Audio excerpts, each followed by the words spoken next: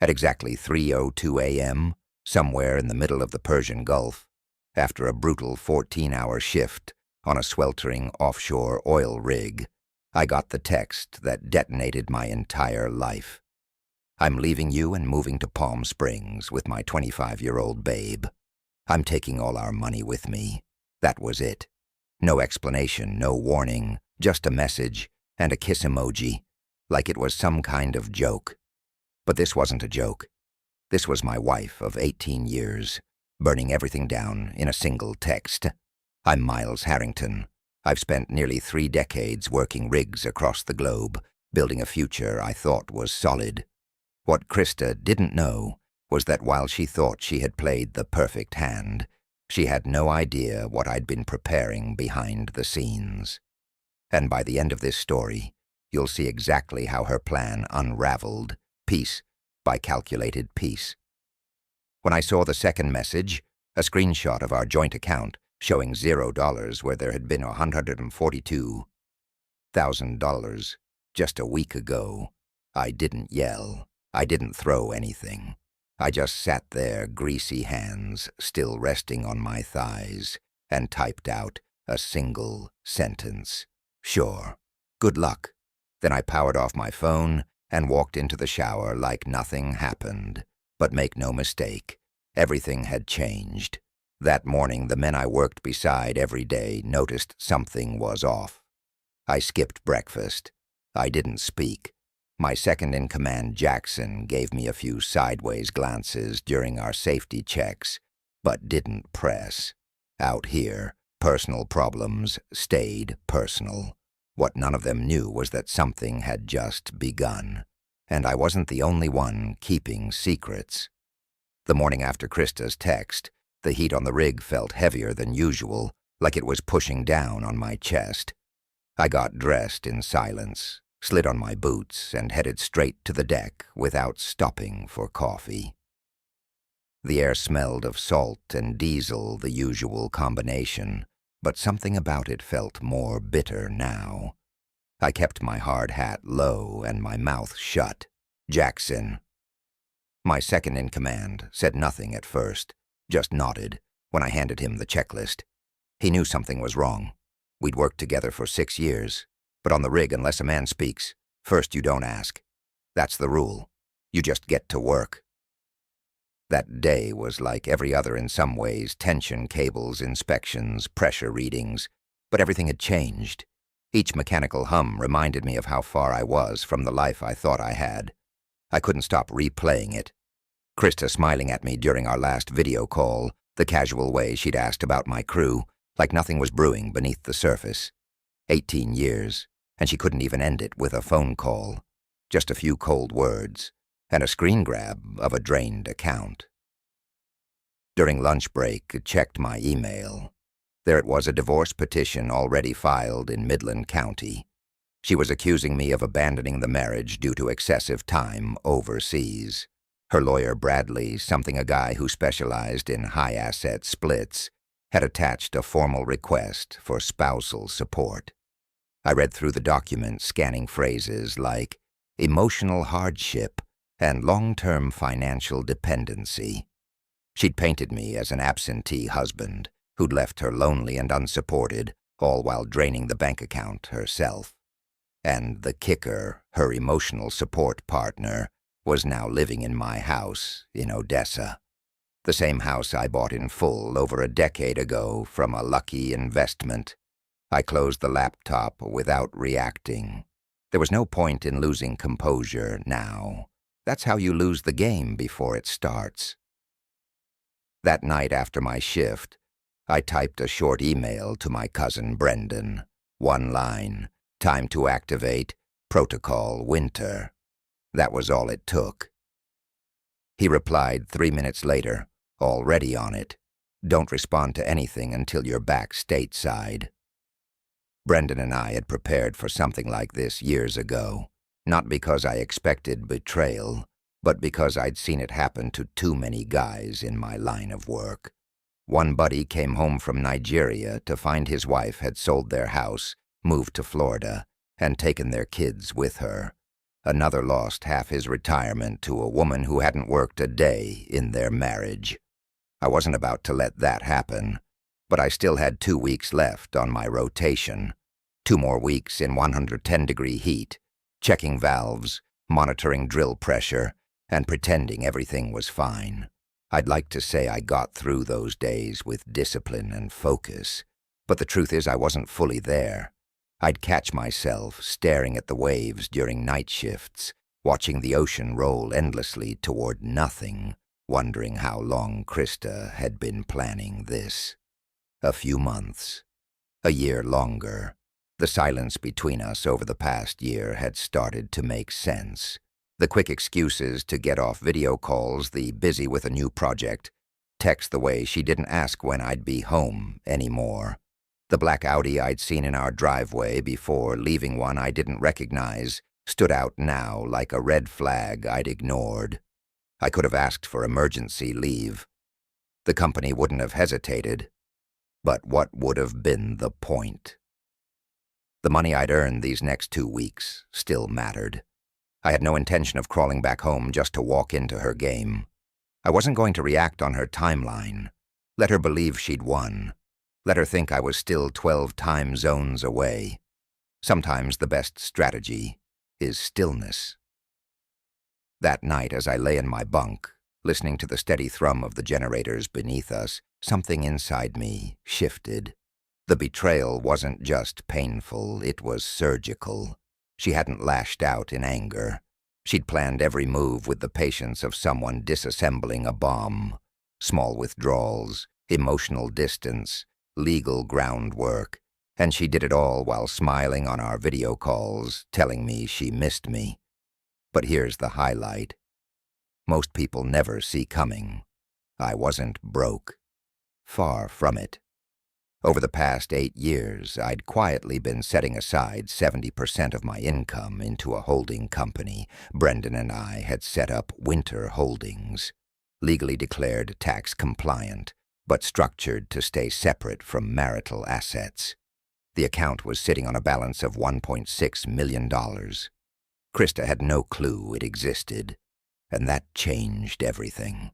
This wasn't about surviving anymore. It was about taking control of what was mine. The man she thought she could erase had just taken the first step in reclaiming his life. But I knew better than to charge in. I'd wait. I'd gather every piece of the puzzle, because what came next wouldn't just be personal, it would be surgical. And while she was busy draining accounts and playing house with a 25-year-old boy, toy, she hadn't stopped to think that maybe I'd seen this coming all along. 19 years ago, I met Krista in a small bait-and-tackle shop off the highway in Odessa. My buddy Paul owned the place, and I was helping him stock shelves between contracts. She was behind the register cracking jokes about tourists who thought catching bass was rocket science. She had this spark, confident, funny, warm in that Texas kind of way. I was 33, already 10 years into the oil life. She was 31, and had a way of making a man feel like he belonged, even if only for a moment. 11 months later, we were married. Fast, sure. But at the time it felt right. Real. I had a house paid off from a lucky buy-in on a small drilling outfit that got swallowed up by a bigger player. I wasn't rich, but I was stable. That mattered to her. Or so she said. She used to tell me she loved how grounded I was, how steady I could be in chaos. I loved the way she'd talk to anyone, strangers, kids, old men with stories. She made our quiet little corner of Texas feel full of life. But looking back, maybe I loved an idea of her more than the real woman. That truth hit me harder than I cared to admit. The rig life was always the third person in our marriage. In the early years, it was easier. I worked 2 months on 1 month off. When I came home, I brought gifts, good money, and stories from the other side of the world. We made it work. I built our future offshore, she held down the home front. And for a long while, we believed we were a team. But the cracks started showing around year 12. It didn't happen all at once. No explosions, no big fights, just tiny shifts. She stopped calling as often. She didn't ask about my crew anymore, didn't care if I flew back early. I missed a birthday or two, and she made it known. She'd talk about how her friends' husbands were always around at dinner parties on weekends. One year she redecorated the entire house while I was gone. I came home to new furniture, different wall colors, even a dog I didn't know we were getting. When I asked about it, she said I needed a change. She wasn't wrong, but not the kind of change I imagined. Around the time I turned 47, I noticed something else. Our video calls were shorter, more distracted. She stopped sending photos of things around the house, stopped sharing updates. When I asked what she was up to, her answers were vague. Busy with a new project, helping a friend. There was no emotion in it. I chalked it up to routine, the slow burn of time. But I should have known better. 2 months ago, just before I flew back out for this rotation, I spotted several strange withdrawals from our joint account. Nothing big at first, $2,300 here, $100 there. When I asked her, she said it was for foundation repairs. Said the contractor needed upfront deposits, but I drove by the house before my flight. No workers, no equipment, just that same black Audi parked in the driveway. I'd never seen it before. That moment should have been my warning flare. But I didn't act. I told myself I needed to trust my wife. 18 years of marriage had to mean something. Right, I ignored my gut. Trusted the woman who'd once spent all night driving across town to bring me soup when I had the flu. Trusted the woman who used to cry when I boarded a flight to Saudi or Nigeria. That woman didn't exist anymore. Maybe she never had. Then 3 days before I got her text, my neighbor Harold sent me a photo. A moving truck was parked outside our house. That was the only message he included. Thought you should know. I didn't respond. What could I say? The silence between us had become so thick, even the truth couldn't cut through it. But that photo, that was the last spark I needed. Highlight moment. This wasn't just betrayal. It was premeditated. It was a cold, calculated exit strategy by someone who wanted to erase me entirely from the life we built together. If you've ever been blindsided by someone you trusted, hit that like button. If you've been through anything similar, drop a comment. I want to hear your story. The realization hit like a steel pipe to the chest. Krista hadn't just fallen out of love. She'd been preparing to leave for over a year. Methodically, quietly. While I was wiring control panels in the Middle East, she was rerouting accounts and moving furniture. While I was sending money home to support us, she was shifting our future into a different man's hands. I didn't know who this Devon kid was yet, but I would soon. Still, I didn't call her, didn't text back. I waited, because sometimes the smartest thing a man can do is nothing. Let the silence build. Let them think you're blind. Let them make their final move thinking you've lost. Meanwhile, you're setting the trap. Every lie she told was starting to show its cracks. Every new project suddenly looked like a cover, and I was finally ready to stop pretending everything was okay. Because the next discovery I was about to make would shift this entire story. And believe me, it was just getting started. Brendan called me 3 days after Krista's message. I'd just come off a grueling shift where one of the main compressors had nearly blown from heat fatigue. We'd worked 10 hours non-stop in 110-degree air, drenched in sweat and tension, and I was running on caffeine and muscle memory. I'd barely peeled off my coveralls when the satellite phone rang. Brendan's voice was quiet, measured, but I could tell he was holding something big. "You sitting down?" he asked. "Just tell me." "She's been planning this for a long time," he said. "Longer than you think. What followed didn't hit like a bomb. It was more like a slow collapse. Brendan had found regular transfers from our joint account to a new one opened under her maiden name. They started small, $2,000 here, $3,000 there, then escalated fast over the last 3 months. In total, She'd moved $201,000, and that wasn't even the full picture. There's more, he continued. She changed your life insurance beneficiary 6 months ago. My stomach dropped. She also took out a $40,000 home equity line of credit on the house, forged your signature. That was the moment the floor tilted. I sat on the edge of my bunk, surrounded by the low rumble of the generator, and tried to process what 18 years of marriage had turned into. She hadn't just left. She'd erased me methodically, like deleting files from a hard drive. Highlight: she took our savings, our home equity, even my death benefits, all of it with a smile. That wasn't heartbreak. That was strategy. That was intent.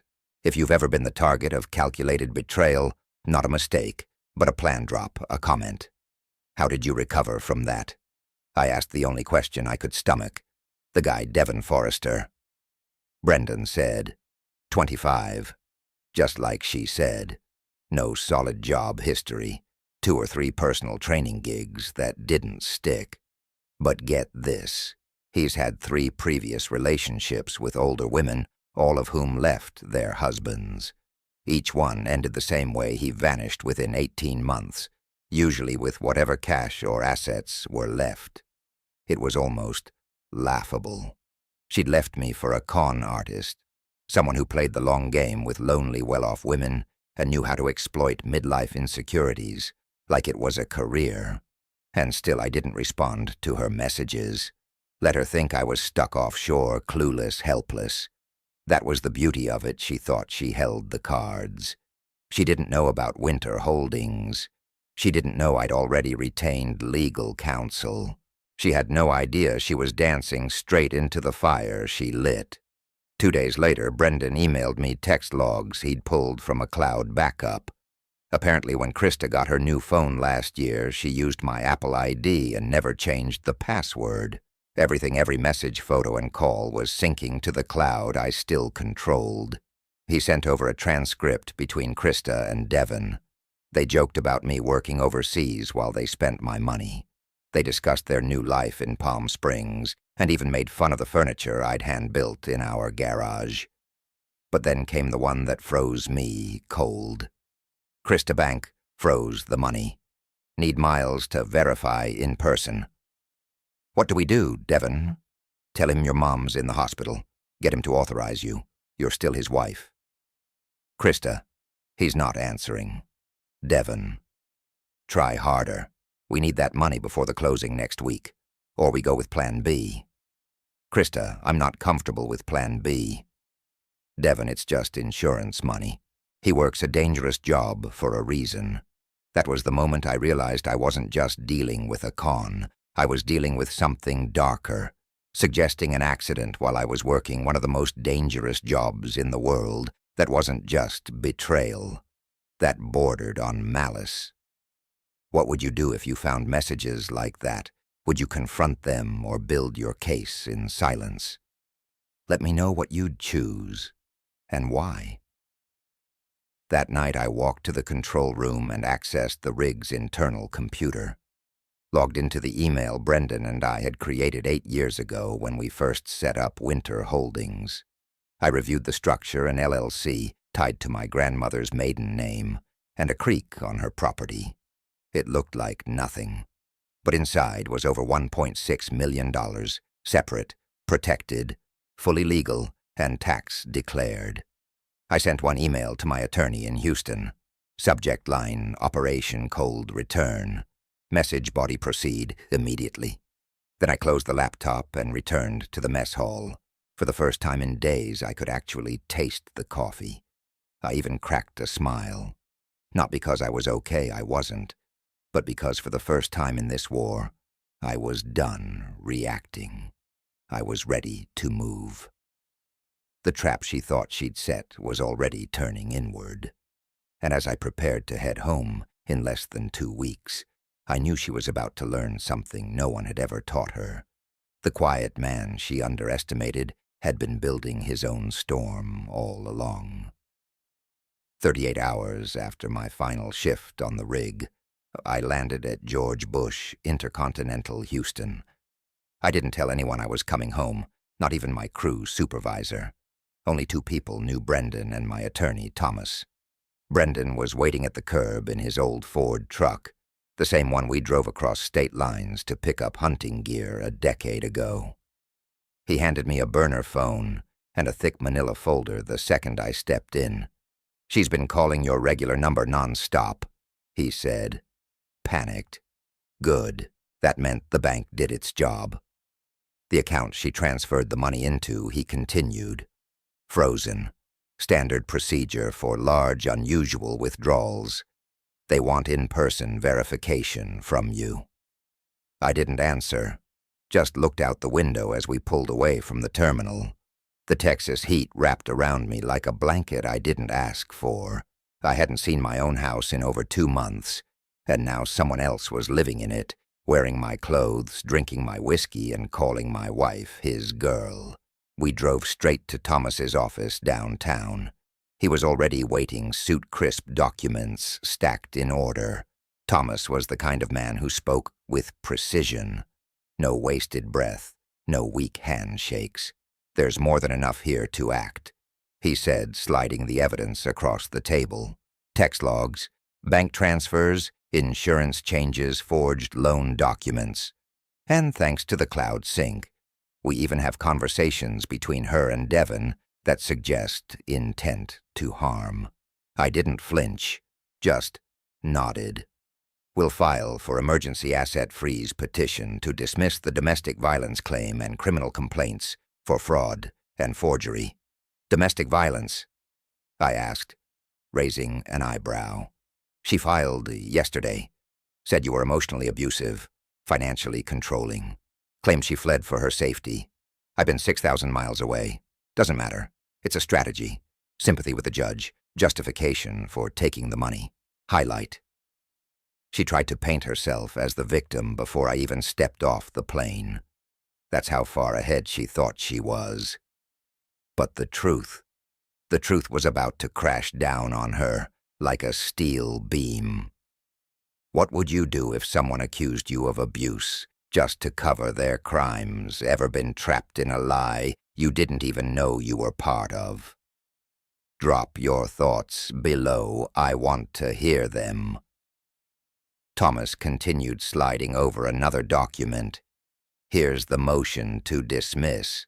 Will include passport stamps, location data from your rig's security system, and your phone logs. You haven't had a single in-person interaction in months. And the house? She's trying to sell it. Listed it 2 days ago, 30% under market value for a quick sale. Forged your signature again. My jaw tightened.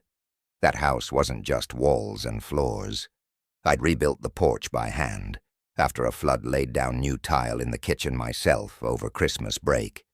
Every room held sweat and time and memory. What's our next step? We serve her. Emergency freeze hits tomorrow morning.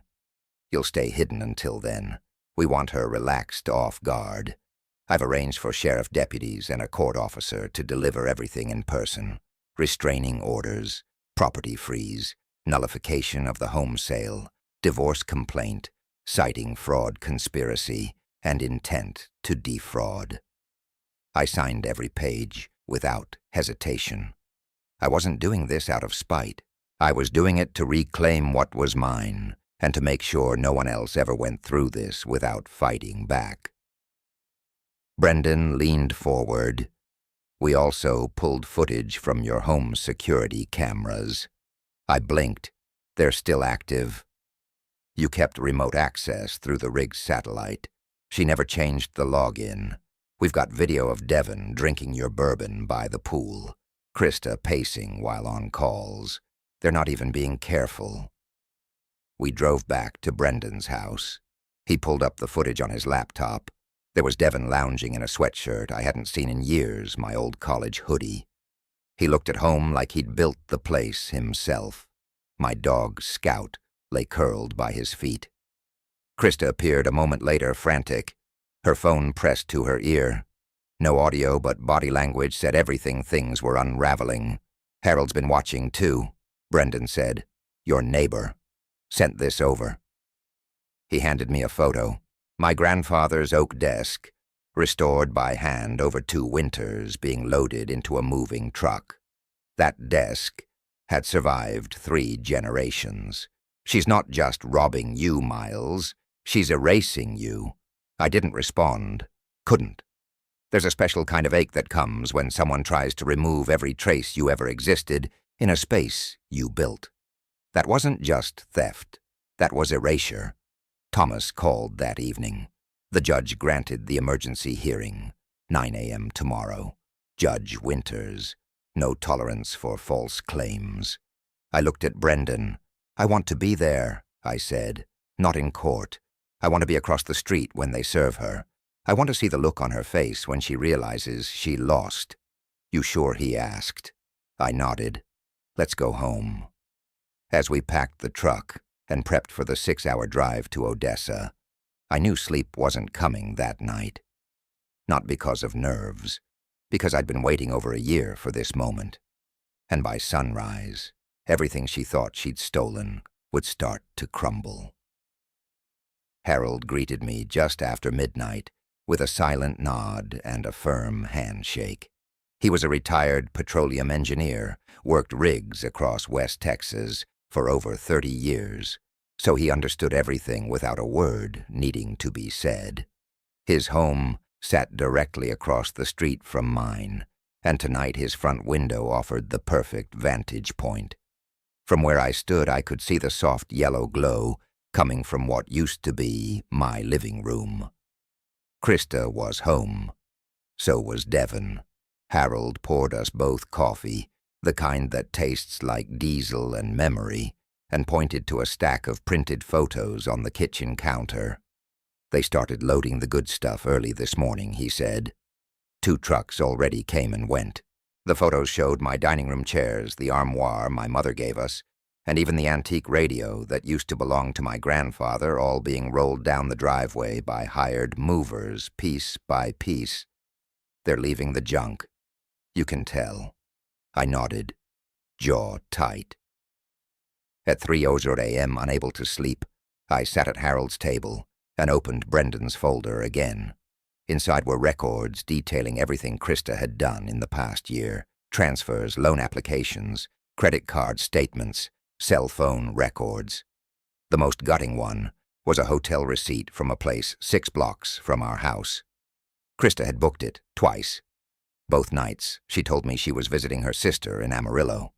The betrayal wasn't just in the money. It was in the lies she told so casually, with no guilt, no pause.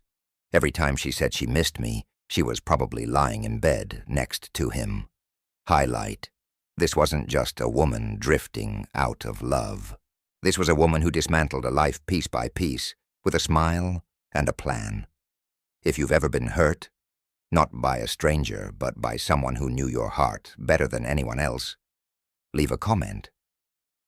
Sometimes those cuts run the deepest. By sunrise, Thomas had texted confirmation.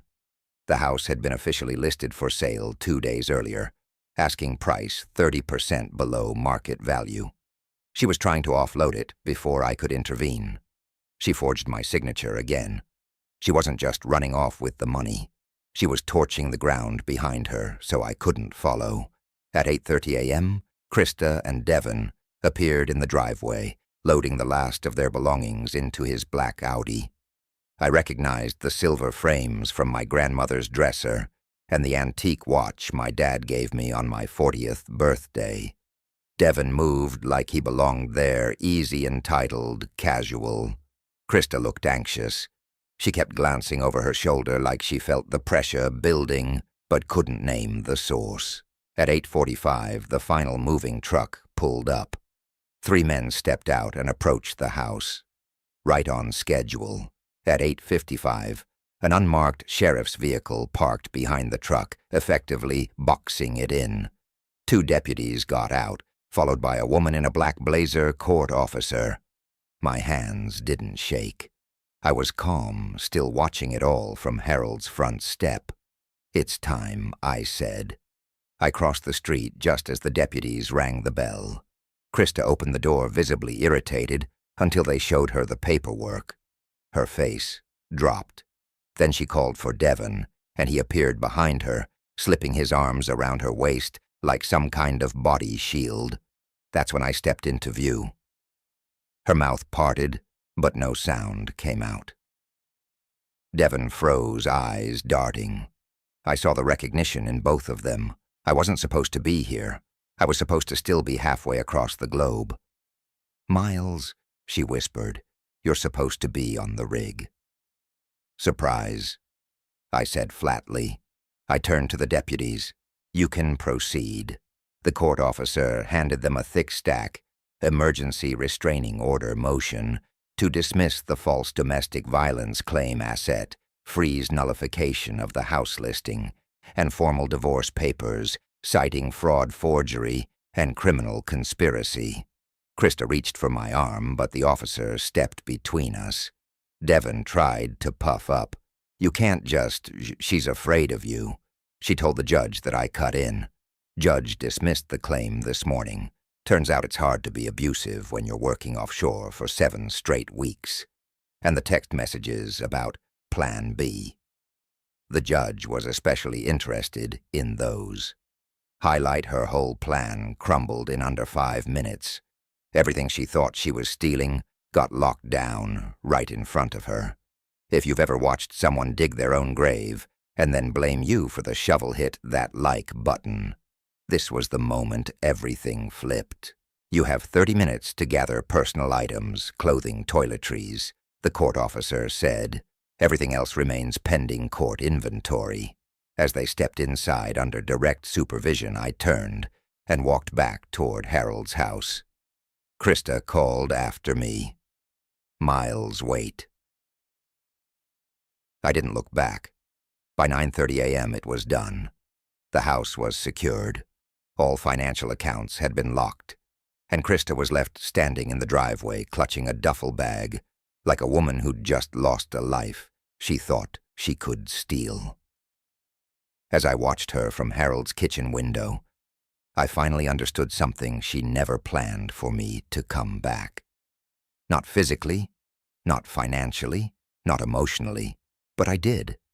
And I wasn't done yet, because the courtroom was still waiting. 3 weeks later, I walked into the courthouse in Midland, wearing the same boots I'd worked the rigs in for nearly 30 years. The courtroom was clean and sterile, but the air held a tension you could feel in your teeth. Thomas was already seated at our table, calm and precise as always. Across from us sat Krista and her lawyer, a man named Bradley Hoyle, slick suit, forced confidence, the kind who sells fear for a living, but Devon nowhere in sight. Thomas leaned over and whispered, "He's gone. Vanished 2 days after the papers were served. Took what was left of the cash and your jewelry. Classic pattern." I didn't nod. Didn't need to. Krista sat stiffly in her seat, eyes forward, but unfocused hands folded too tightly in her lap. The confident posture she carried when she walked out of our marriage was gone. Now she looked like someone bracing for impact. The judge, a woman named Claire Winters, entered promptly at 9 a.m. She'd been on the bench for over 30 years, and it showed. No small talk, no wasted time. She reviewed documents as she spoke, eyes skimming fast, but retaining everything. "Mrs. Harrington," she began, "are you aware of the legal consequences for forging loan documents, altering insurance policies without consent, and conspiring to defraud a marital estate?" Krista's lawyer jumped in with the usual legal buffer. "Your Honor, my client was under emotional distress. She had reason to believe Mr. Harrington was mismanaging funds," and the judge raised her hand. Silence. "I've reviewed the financial records, subpoenaed text messages, and security footage. The evidence does not support your claim. In fact, it shows a clear, premeditated effort to remove assets from joint ownership without consent. Then came the highlight moment, Judge Winters reading aloud the Plan B text chain between Krista and Devon, discussing my life insurance and the possibility of a workplace accident. Krista went pale. Her lawyer leaned in and started whispering frantically. I didn't blink. I wanted every word to land exactly where it should. Have you ever sat in a room where someone's lies finally caught up to them? Let me know in the comments. That moment when truth becomes louder than any excuse. It's something you never forget. Thomas stood when asked. He presented our case with the precision of a surgeon bank, records, property, title, phone logs, showing I was overseas for every date in Krista's claim of abuse. He laid out her entire operation like a blueprint, each forged signature, each hidden transfer, or each lie backed with data. Then he paused. Your Honor, my client isn't just here to dissolve a marriage. He's here to stop a pattern. Because if we don't address this today, it'll happen again. Maybe to another man, maybe to someone less prepared. The judge looked at me. Mr. Harrington, is there anything you'd like to say? I stood. My voice was steady. I spent 18 years building a home. I wasn't perfect, but I was loyal. I worked dangerous jobs overseas to provide, and every dollar I sent home was meant for both of us. She turned that into a weapon, not just against me, but against the future we built together. There was no grand speech, just facts and scars. The judge looked back at Krista. This court rarely sees such a clear example of deliberate financial manipulation in a marital case. Her ruling was swift. All assets Krista attempted to move were frozen and redirected to me. The house remained mine, solely as did all possessions documented as family heirlooms. Her request for spousal support was denied, and the forged documents and text messages were referred to the district attorney for potential criminal prosecution. The judge added one final blow. Krista was ordered to pay restitution, though Thomas leaned over and said quietly, "You'll likely never see a dime." As we exited the courtroom, Krista stood from the bench and stepped toward me. Her eyes were wet mascara, blurred. Miles, I didn't mean for it to go this far. I thought. She stopped herself. I didn't respond. I didn't need to. Some victories don't require words. Some betrayals speak for themselves. Outside the courthouse, Thomas looked at me with that tired kind of pride men like us carry after long battles. "It's over," he said. But he was wrong. It wasn't over. Not really. The courtroom fight was done. But I still had a house to clear, a life to rebuild, and a storm of memories to sort through before anything would feel settled. And before I could finally walk away, there was one last chapter she didn't even know she'd written. The day after the ruling, I walked back into my house for the first time in nearly 3 months. It didn't feel like mine anymore. It felt staged, like I was walking through someone else's carefully constructed lie.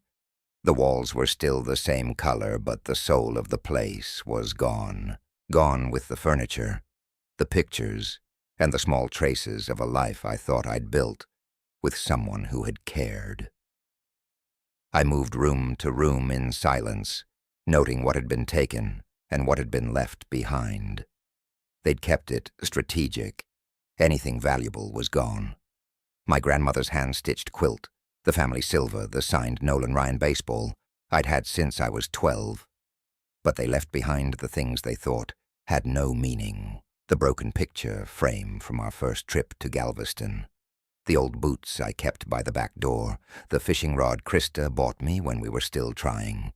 She took the symbols of success, but left the memories either because she thought they didn't matter, or because they reminded her of what she chose to destroy. That afternoon, Harold came over to help box up what remained. We didn't say much. He just handed me a cold beer and got to work. At one point, he pulled a small wooden box out of the back of a closet. It was my father's watch collection. I hadn't seen it in years. It was dusty, overlooked, forgotten, but still here. She must have missed it, Harold said quietly. No, I replied. She didn't know it mattered. Highlight. The things that survive betrayal aren't always the most expensive. Sometimes it's the overlooked pieces that end up meaning the most. If you've ever lost everything only to realize what you truly valued couldn't be stolen, tell me about it. Those are the stories worth remembering. By the end of the day, I'd packed 4 boxes, less than I ever expected to carry out of what was supposed to be a shared life. The rest, I donated. Let someone else make new memories from furniture that used to mean something to me. I wasn't going to carry her taste into the next chapter of my life. Later that evening, Brendan and I sat on the porch. He'd driven in from Houston to help tie up loose ends. We drank in silence for a while. Then he handed me another folder. This one, thinner, quieter. Thought you'd want to see this, he said. Inside were deeper background checks on Devon. Public records, social media pulls, and most chilling, a police report from Arizona 5 years earlier. The second ex-boyfriend of one of Devon's former partners had died in a car accident. Single vehicle late at night off a rural cliff. No witnesses. The case was ruled accidental, but the man's sister had raised red flags about Devon's involvement. Nothing ever came of it, but the pattern was impossible to ignore. Same timeline, Brendan said. Same financial setup. Woman leaves husband, gives Devon access, he vanishes, and the woman still paying off the debt. It sent a chill through me, not just because Krista had nearly followed the same blueprint, but because I might have been the one to have an accident if the bank hadn't frozen the money in time. I could have been just another offshore fatality. A number. An insurance payout. Thomas had already filed to have the text messages admitted as part of a criminal fraud case. The DA was reviewing it now. There was no telling if Krista would face charges, but the paper trail was long, and the judge's referral was serious. Brendan tapped the folder.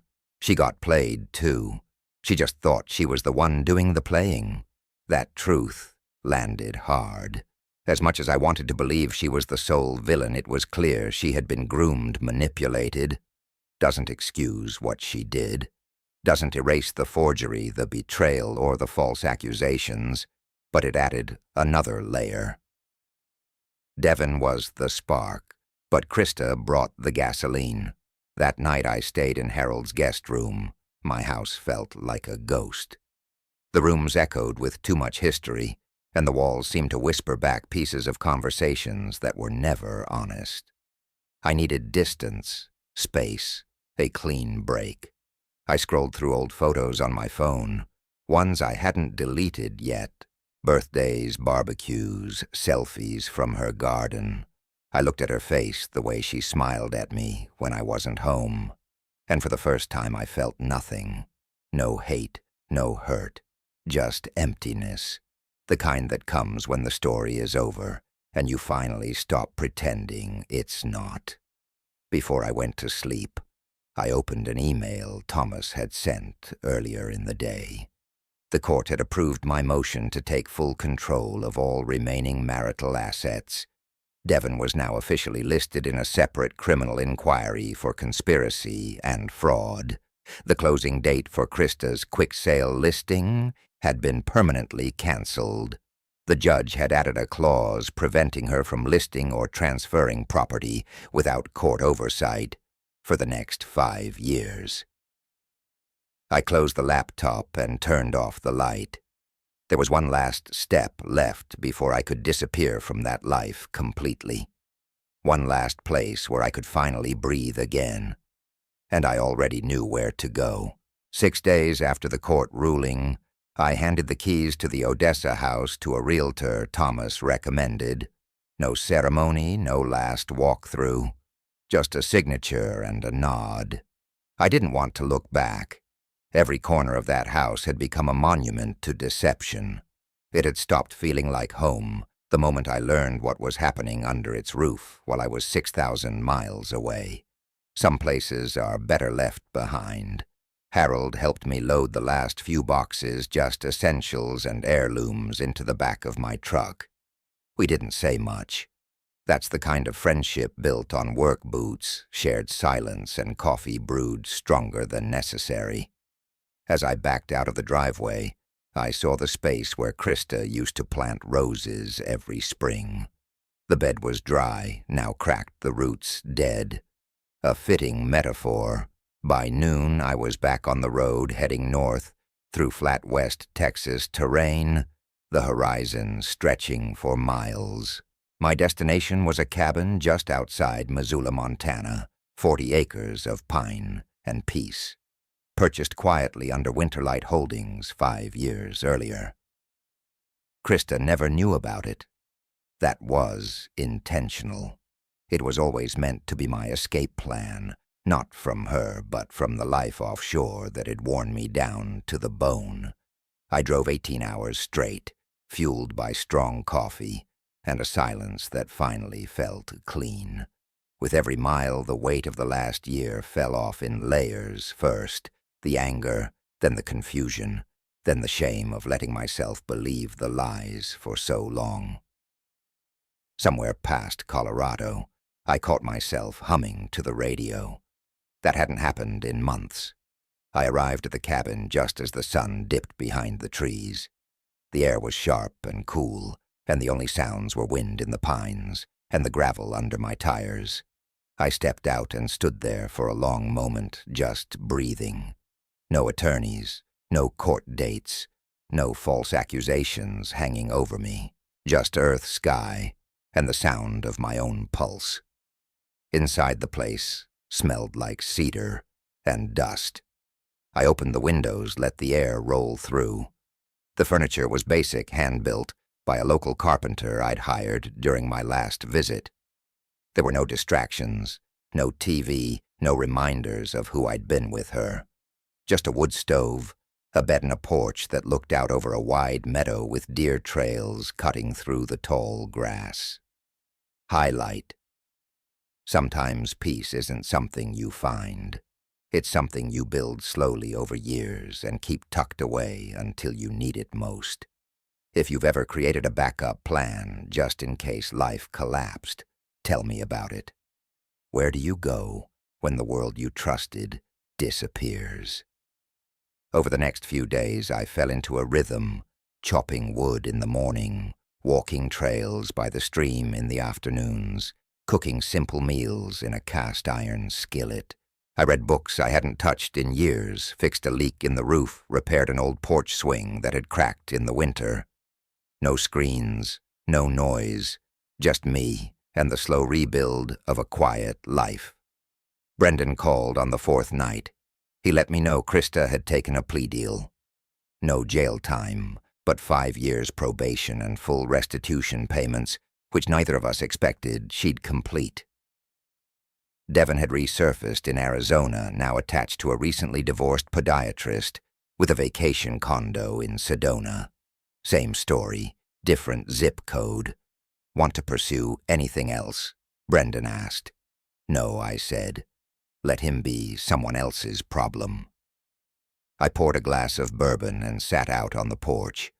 The sky was so clear you could see the bands of the Milky Way stretching across the horizon. That's when it hit me. I wasn't mad anymore. I wasn't even hurt. I was done. Krista's chapter was closed.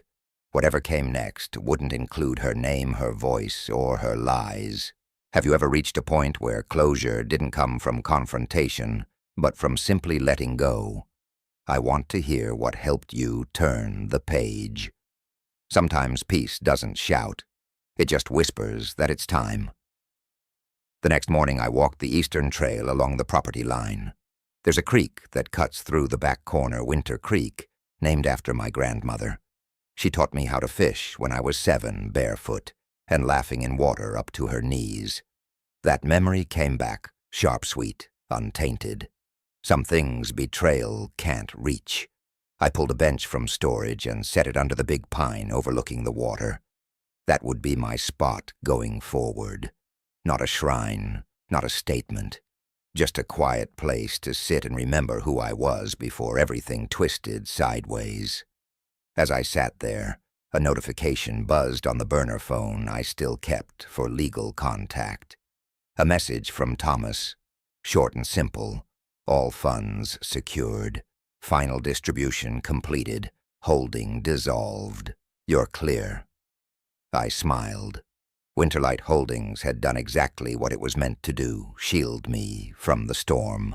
Its purpose was finished. Now I could finally begin the part I never planned for, the part where I wasn't protecting what I had, but deciding what I wanted next. A week into my new life in Montana, I stopped waking up with that heaviness in my chest. It wasn't that everything was fine. It wasn't.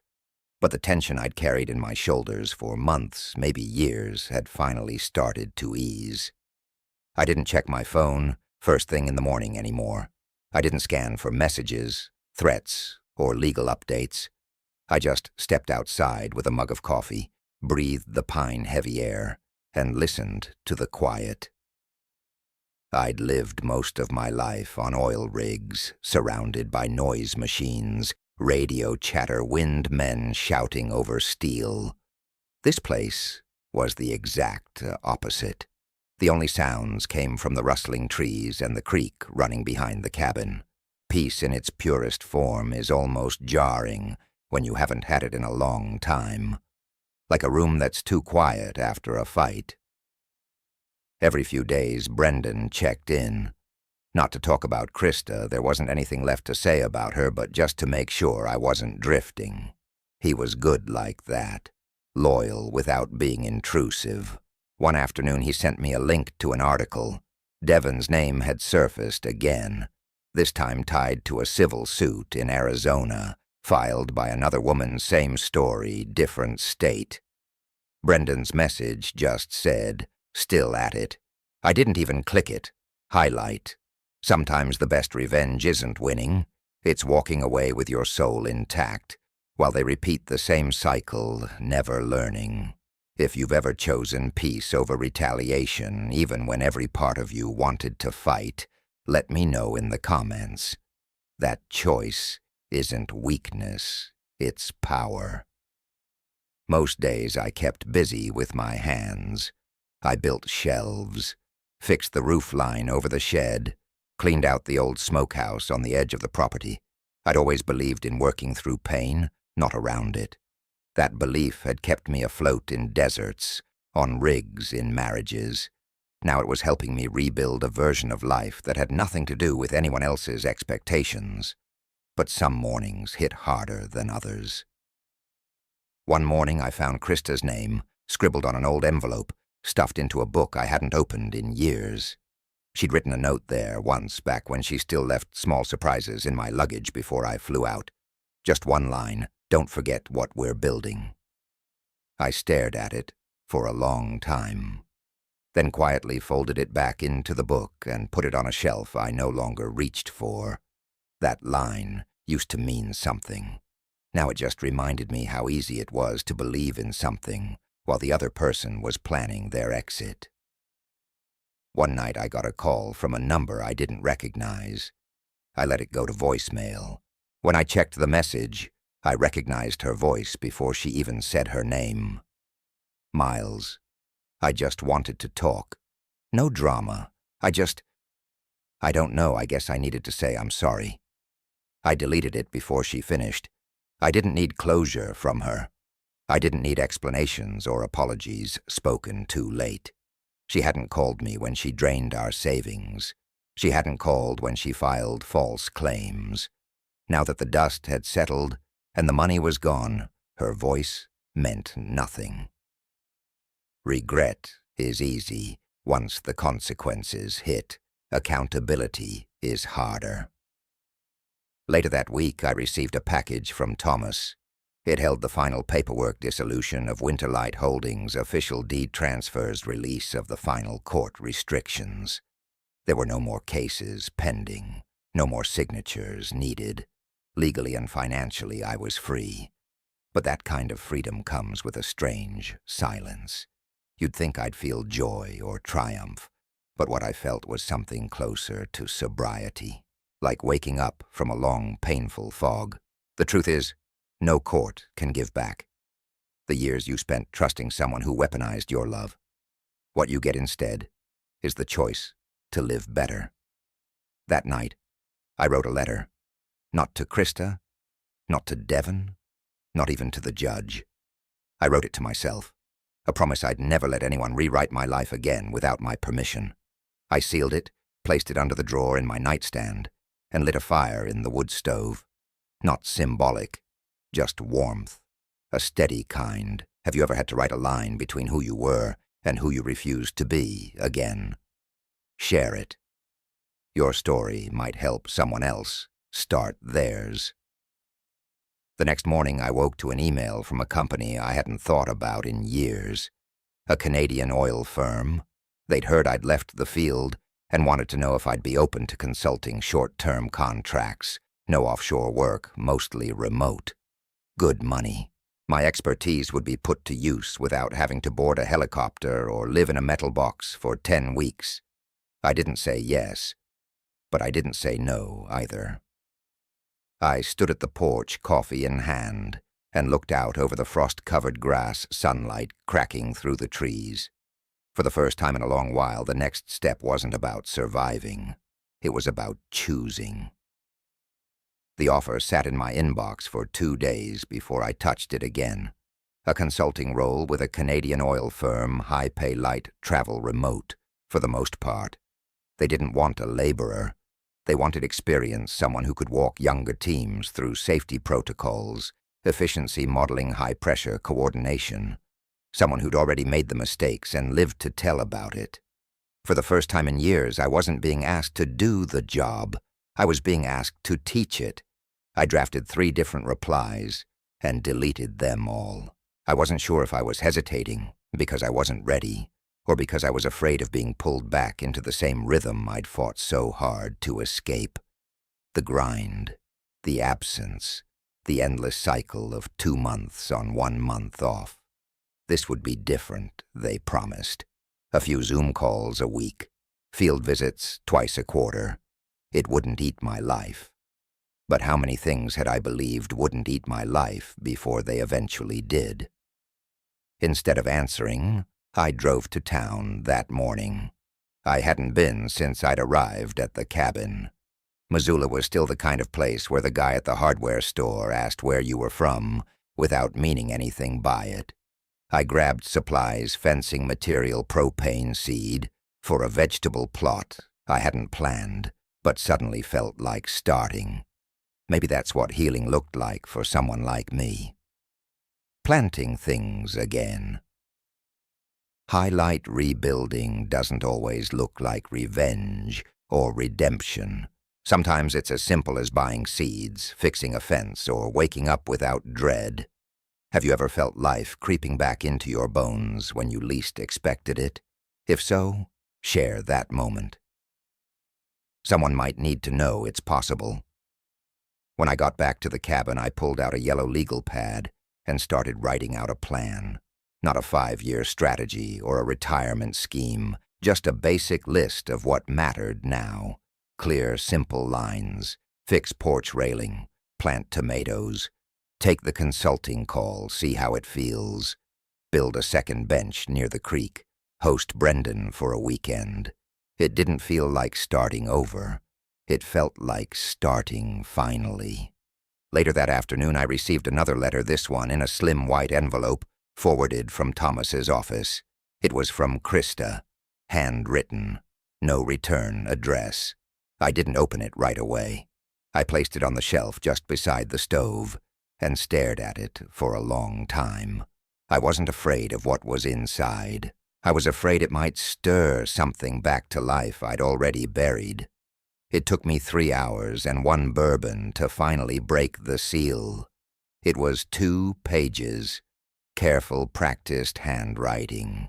She didn't apologize for what she did, at least not in any way that mattered. She said she regretted how things ended, that she felt led by Devon, that it all happened fast, and that she'd made decisions she couldn't undo. She asked if I could ever forgive her. She said she missed our quiet. That was the word she used. Not the marriage, not me, just the quiet. I folded the letter and placed it in the drawer underneath the note I'd written to myself the week before. I didn't need to burn it. I didn't need to respond. I didn't need to rage or reflect. It was just a piece of a story that no longer defined me. Brendan showed up that weekend with a cooler full of steaks and a bottle of rye I hadn't seen since our younger days. We didn't talk much about the past, just grilled meat, drank slowly, and walked the edge of the property. He noticed the new fencing and nodded in approval. "You're settling in," he said. "Yeah," I replied. "Feels different out here. Peaceful, Namurned." We both laughed, and it wasn't bitter. It was that kind of quiet, heavy laugh men share when they know the road behind them was brutal, but the road ahead might just be theirs again. The next morning I accepted the consulting gig, not because I needed the money, but because I missed contributing something useful. Purpose doesn't always scream. Sometimes it just knocks once and waits. That afternoon I went back to the creek and sat on the bench under the pine. I watched the water bend around stones, same as it always had. The creek didn't care what had happened to me. It didn't know about courtrooms, betrayal, stolen money, or forged signatures. It just moved forward one turn at a time. That's when it hit me.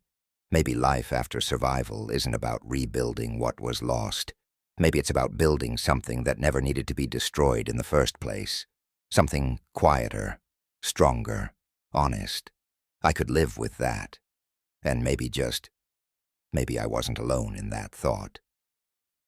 6 months after the courtroom, after the last signature, after the final box was unpacked at the cabin, I found something I hadn't felt in years: stillness. Not silence, not numbness, but real earned stillness. The kind that doesn't ask for attention, the kind that simply waits for you to notice it. I wasn't angry anymore. I wasn't waiting for justice or closure or some apology that might come too late to mean anything. What I had instead was clarity. I could finally see how much of my life had been spent holding things together that were never meant to last. Krista didn't break me. She revealed the cracks I'd ignored for far too long. The man I was before. All of this, the one who sent paychecks home like proof of love, who assumed loyalty and time, were enough to build a future. He doesn't live here anymore. The man I am now knows better. He knows that trust needs more than years. It needs truth. He knows that love without respect is just dependency dressed up in memory. And most of all, he knows that surviving betrayal isn't the same as healing. Healing is a choice, and I chose it every day, with every quiet breath, under the trees, with every small thing I built back with my own hands. If there's one thing I hope you take from my story, it's this: you are not what was taken from you. You are what you build after. And no one, no lie, no betrayal, no divorce can take away who you become when the dust finally settles. If my journey resonated with you in any way, I'd love to hear your thoughts in the comments. Tell me what you've come through, what you're building now, or even just where you found your own stillness. And if you haven't yet, consider subscribing to this channel, not just because of my story, but because life is full of these real, complicated chapters. And around here, we don't just tell stories, we grow from them. That's what this space is for. Healing reflection and the reminder that no matter how dark it gets, you're never the only one still standing.